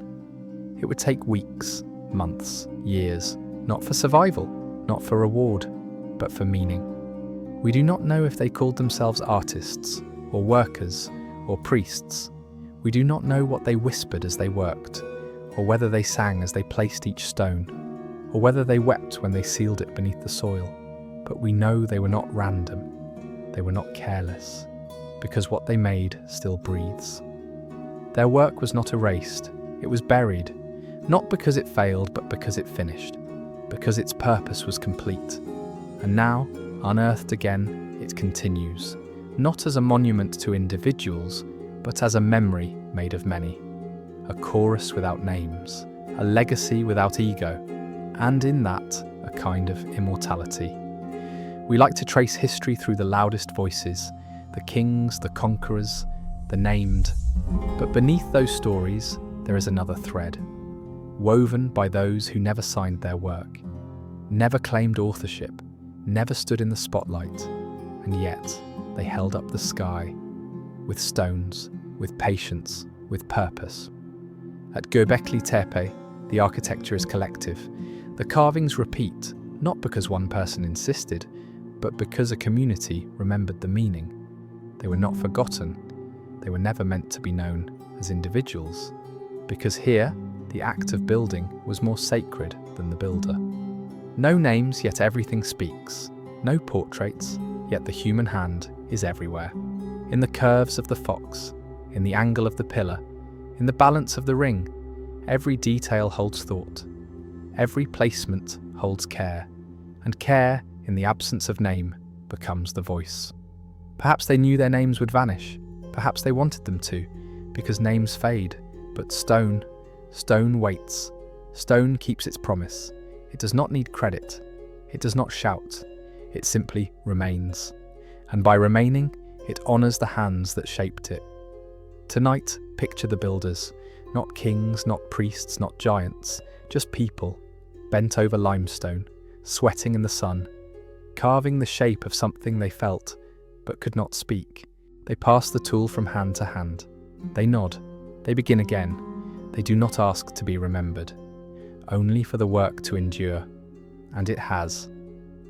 Because in a world that so often forgets those who do not shout, Göbekli Tepe is a quiet triumph, proof that silence can echo longer than noise, that patience can become legacy, that alignment can outlast ambition. No kings, no scribes, no epics, only stone, only rhythm, only hands long vanished, but still holding the world in balance.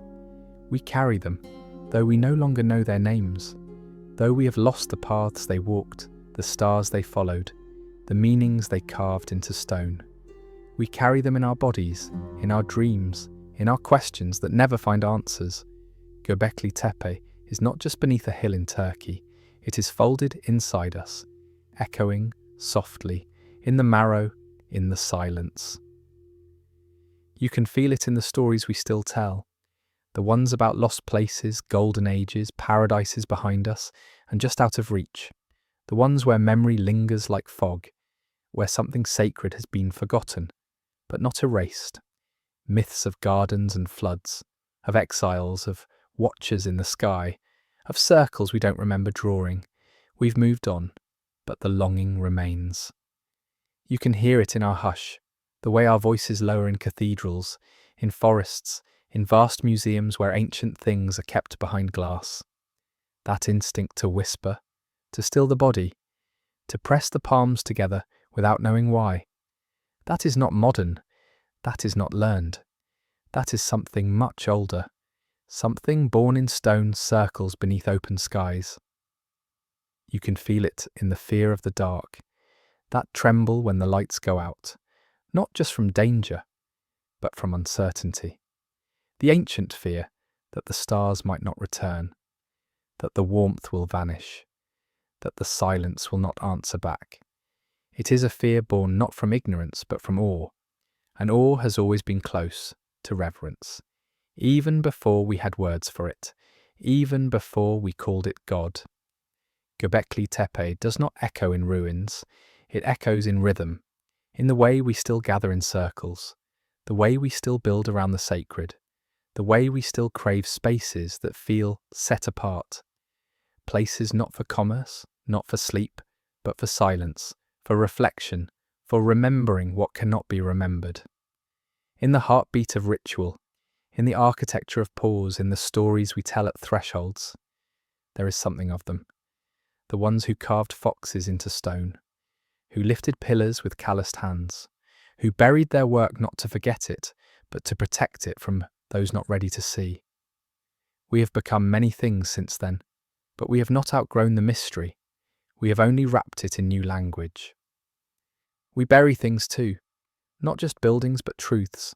We hide grief in smiles. We hide wonder beneath knowledge. We cover up what we can't yet explain with theories and timelines.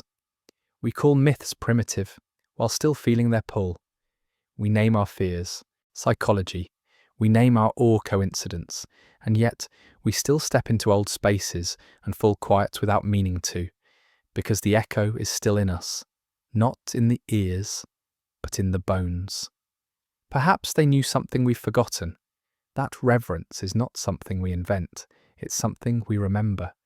That the sacred is not something imposed, it's something felt, in circles, in sky, in silence. That meaning doesn't always need explaining. Sometimes it just needs space, to echo, to breathe, to endure. So much of our modern world is noise, but even now we create quiet places, shrines in homes, moments of silence before meals, weddings where people gather in circles and speak vows in hushed tones.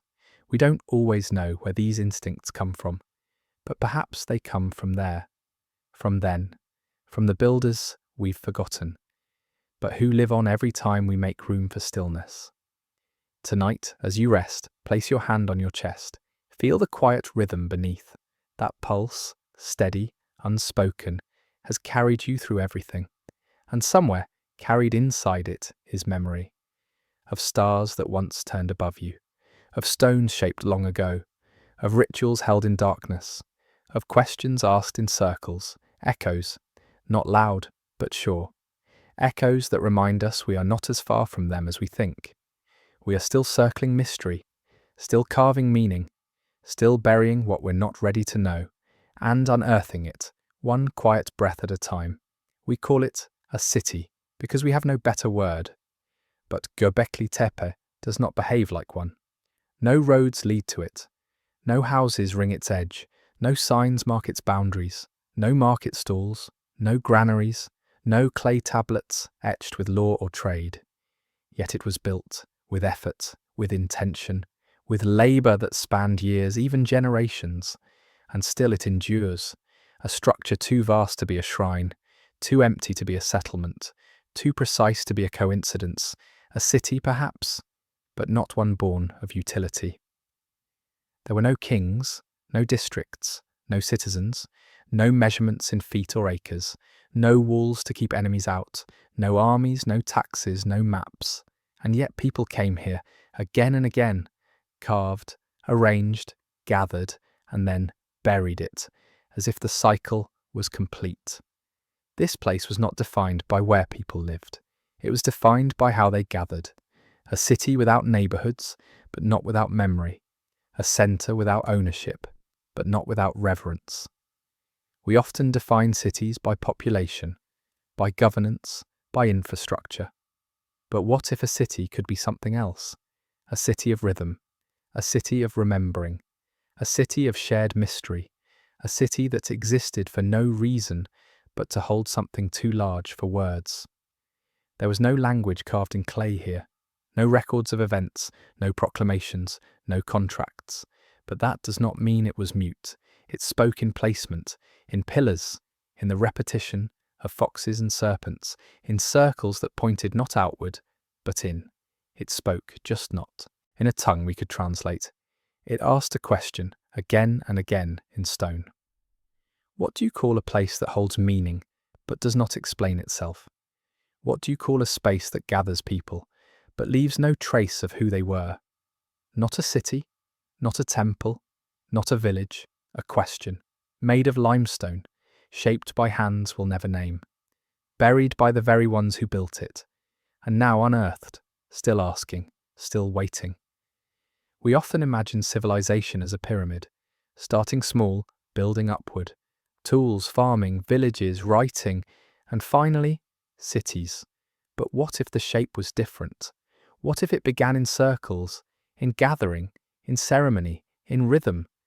What if this was the first city, not because of laws, but because of meaning? A city not of function, but of feeling, where the sacred was not legislated, but felt in the stones beneath one's feet. They had no word for city, we assume, no symbol we found, but they built one all the same, not one we could live in, but one we could enter, if only to be reminded of what cannot be spoken, a gathering place for what we carry inside.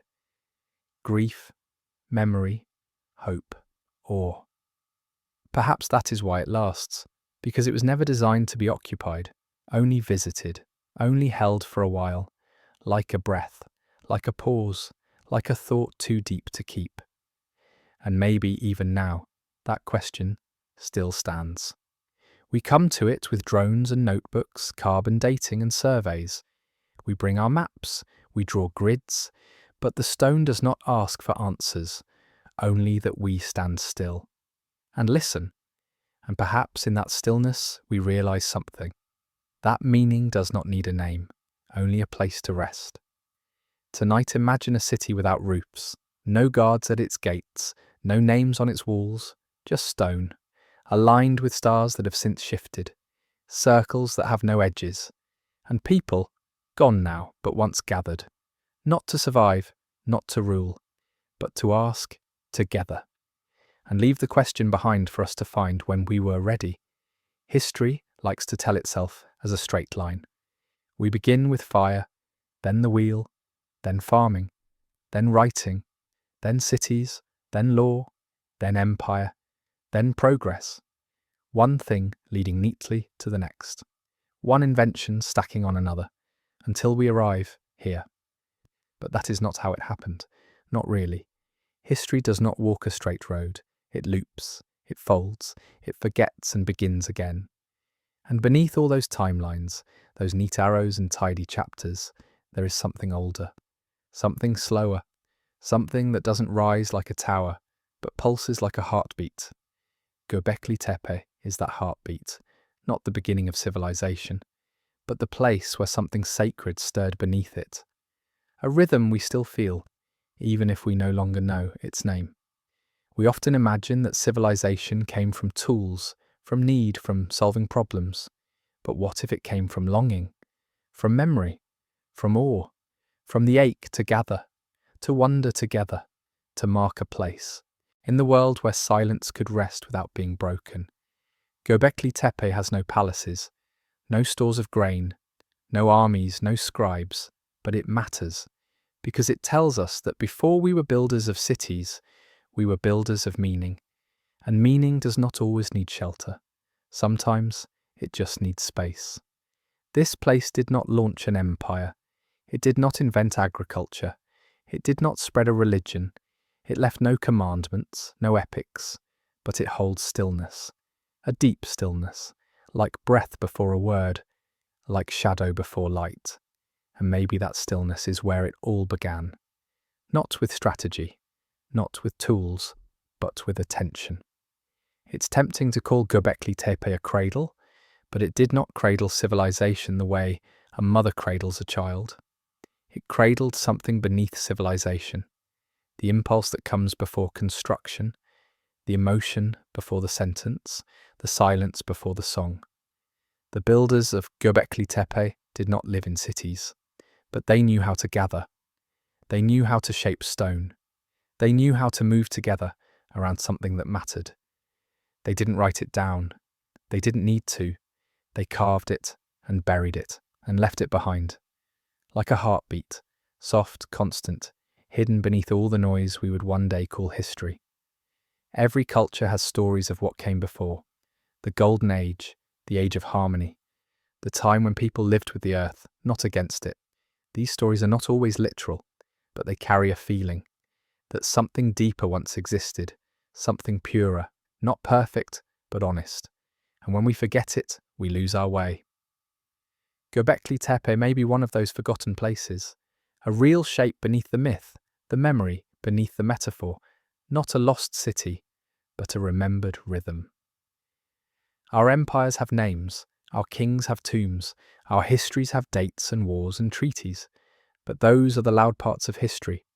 Göbekli Tepe is the quiet part, the part that came before the declarations, before the borders, before history decided it knew what it was doing. And sometimes the quiet part is more true, because it has nothing to prove. It just is. This was not the start of civilization, but perhaps it was its reflection, its soft pulse, the reminder that before we wrote anything down, we gathered around mystery. We carved animals into stone. We arranged pillars beneath stars. We listened. And in that listening, we became something more. Not citizens, not subjects, but participants in something larger, something unnamed, something remembered without memory. So much of what we call progress is noise, but beneath the highways, the skylines, the glowing screens, there is still a need for circles, still a hunger for reverence, for belonging, for the pause before understanding. Göbekli Tepe reminds us that civilization is not just what we build, it's what we hold together in meaning. And sometimes we build best when we build not for function, but for feeling, not to last forever, but to echo. Perhaps that is what this place is, an echo chamber for the sacred. Not to declare answers, but to hold questions. Not to be solved, but to be honoured. A chamber of breath and patience, so that even when we forgot it, it would still be there, like a cradle, like a heartbeat, like the deep, steady rhythm beneath everything else.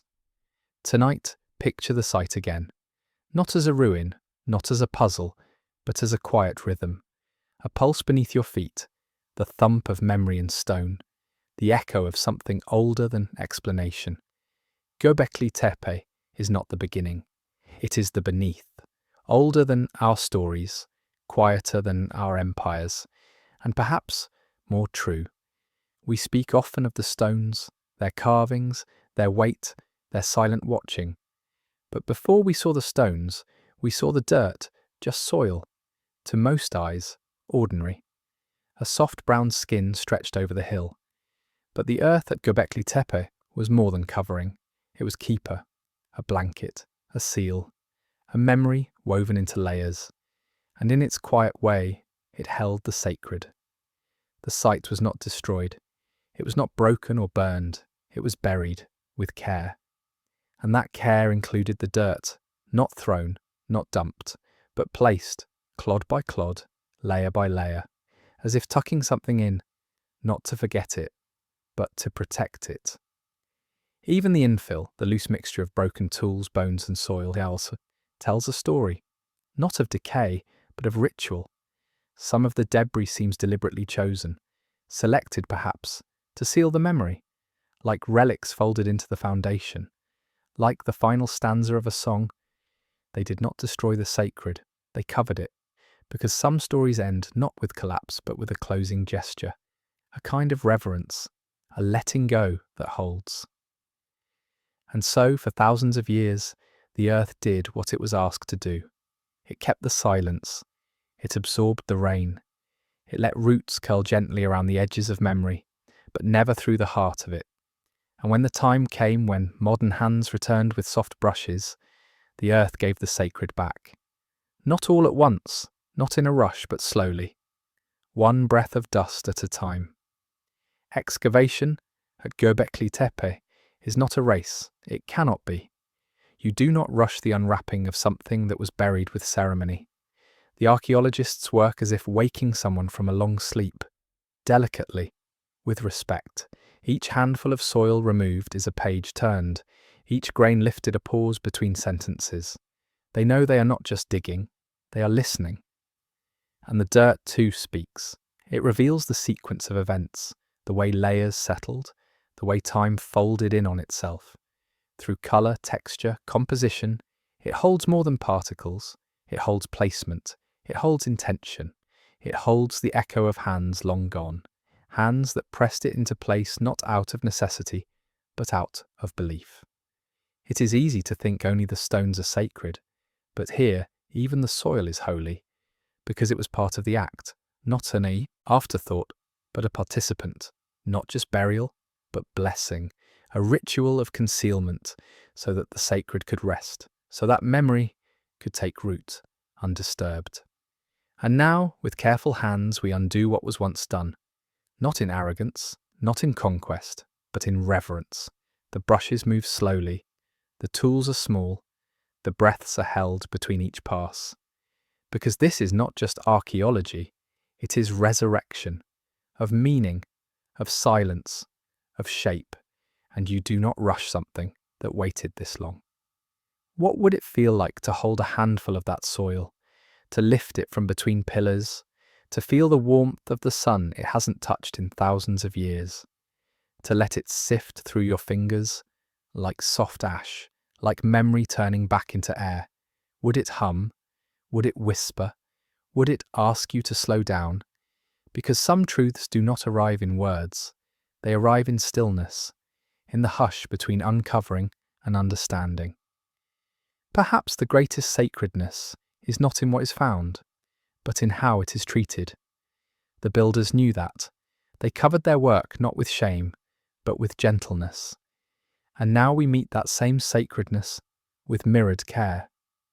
Brush, pause, brush again, as if saying, we remember that you mattered, even before we knew why. Tonight, imagine kneeling on the hillside. The sun is warm, the wind light, and before you, a patch of soil. You press your fingers into it, not to disturb, but to join, to become part of the rhythm of revealing. And as you lift one grain away, you feel it. This was not just dirt, this was silence, doing its sacred work. And now, its work is done. We may never translate it. The foxes, the vultures, the serpents curling in profile, the man without a head, the hands pressed against the void. We name them symbols. We group them by animal, by curve, by position. But the truth is what we don't know what they said, and maybe they were never meant to be said. Not all language is for the tongue. Some languages are for the hands, for the breath, for the stillness in the body when the sacred is near. Göbekli Tepe speaks in stone. It does not ask to be read. It asks to be felt, not decoded, received. Like a breeze brushing across your cheek at dusk, like the hush before a storm, like sleep when it finally comes. We listen for meaning with our ears. We search for syntax, for grammar, for repetition that can become translation.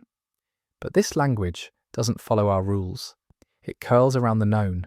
It waits in the spaces between symbols. It invites not comprehension, but communion. It is not a code. It is a presence shaped in stone. When we stand in the circles beneath the towering pillars, we feel something, even without understanding. That is language, not in letters, but in gravity, in orientation, in silence. A language that does not pass between mouths, but between moments, between breath and wonder, between reverence and forgetting. We do not know what the fox meant, or why the vulture carries what looks like a disc hovering over a headless man. We have theories, we map the stars, we trace ancient myths, but perhaps the purpose was not to be solved. Perhaps it was only to stir the part of us that dreams in metaphor, that responds to symbols without needing to explain them. Like a song in a language you do not speak, but still feel in your chest. This was not language to organize trade, or to name crops, or to dictate law. It was language for memory, for mourning, for birth, for becoming. It was the way the sacred introduced itself, not loudly, but through shape and shadow, and the ones who carved it understood that words could get in the way. So they spoke with stone, because stone lasts longer than syllables, and silence holds more than syntax. Some languages live in the body. The way your breath stills when you step into a great hall, the way your hands tremble beside a grave, the way your eyes close not from exhaustion, but from surrender. This is what Göbekli Tepe speaks, the trembling in the chest when you realize something ancient has waited for you, not to explain itself, but to be witnessed. There is a humility in that, to carve what cannot be read, to build what cannot be translated, and yet to trust that someone, someday, might still feel it, might still kneel in the circle, run their fingers along the carved spine of a fox, and pause, because something unspoken has just been understood, not by the mind, but by the part of us that remembers things we've never been told. Perhaps this is what we are learning now, that not all knowing comes with definition, that not all communication seeks answers. Some of it just asks for stillness, for presence, the way stars communicate with sailors, the way birds speak in flight, the way wind moves across dry grass and says, something was here, something holy, even if you don't know its name.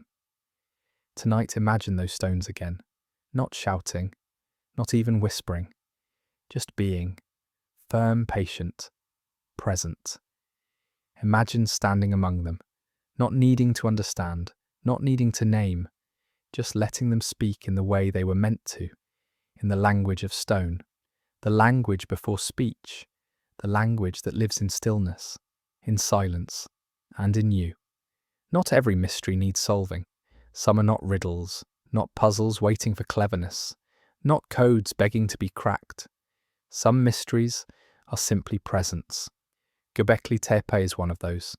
It does not demand belief, it does not offer confession, it simply is, still, silent, waiting, not to be solved, but to be listened to.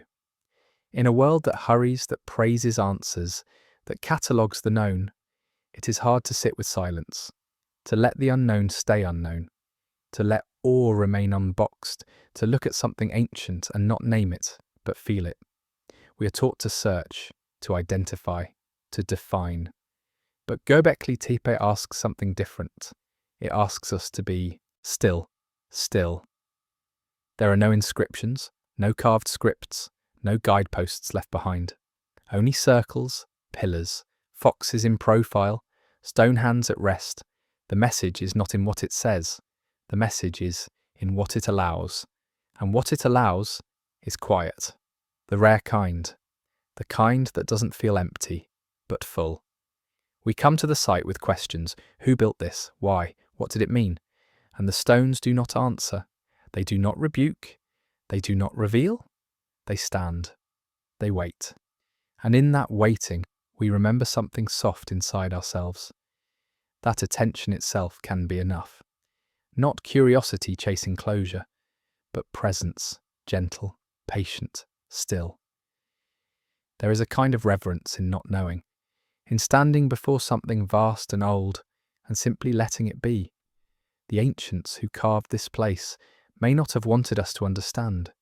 They may not have built it for us, and yet they buried it carefully, as if they knew someone someday would need to kneel in the dust and remember how to listen. Maybe that is what matters now, not what we conclude, but how we approach. Do we come with hands full of tools, or hearts open to wonder? Do we rush to explain, or sit, even briefly, in the hush that holds 1,000 generations? Göbekli Tepe will outlast our theories, our documentaries, our scholarly papers, but the quiet it offers, that will last even longer. Because it doesn't need to speak, it already is. As you drift tonight, picture the hill again, still, unmoving, the wind brushing its surface, the stars turning slowly above it. Beneath the soil, circles of stone, hands that carved without name, animals that meant something once, still meaning something now, even if we don't know what. A cathedral with no sermons, a question with no punctuation, a breath held in stone. You don't have to solve it, You don't even have to understand it. Just be with it. Let it be with you. Feel the weight of all that patience, all that intention, all that time. Let it settle into your chest like a lullaby, sung in a language you don't speak, but recognize anyway, because some things don't need to be named to be known. Tonight, it is enough to rest, to close your eyes, to know that somewhere in the world, a hill still keeps its secret, and beneath it, meaning still breathes. Not loudly, not clearly, but truthfully. And perhaps that's all we ever needed. Not the full story, not the final word, just the quiet, and the knowing that the quiet was always enough.